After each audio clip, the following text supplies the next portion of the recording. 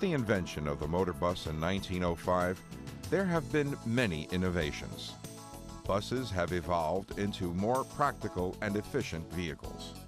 From the 1959 fishbowl to the high-capacity articulated buses of the early 1990s, New York City Transit is testing the promise of a true zero-emission vehicle.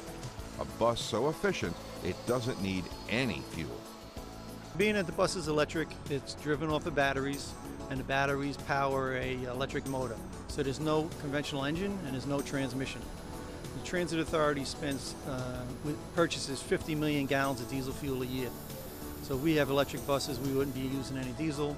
That results in zero emissions, and it would lower our life cycle cost. The bus doesn't have an engine, so it doesn't have a diesel particulate filter. That's another cost that I would save.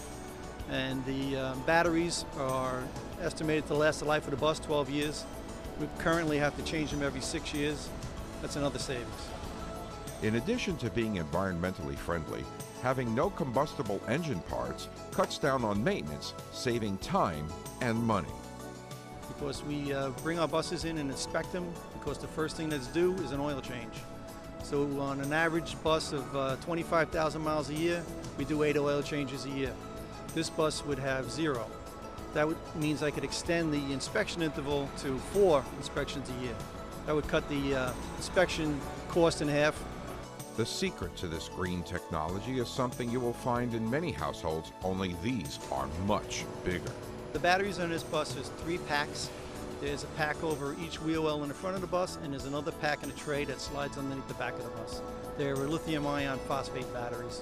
And because of the life expectancy of 12 years, they're more environmentally friendly, because you can get a longer life out of them, where you'd have to change them on the other lithium ion batteries we currently have in our fleet. Before this bus can become part of the New York City Transit fleet, it must go through a rigorous audition. This is a 60-day test where the manufacturer agrees to give us the bus on loan for 60 days. So we put it in revenue service, so it's treated like any other bus in the fleet.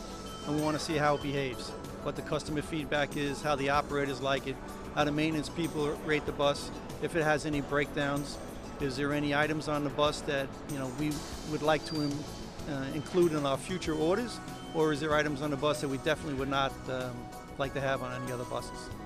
Each generation of buses gets more and more efficient. Now we're down to 0 emissions. Reporting for Transit News, I'm Joe Calisi.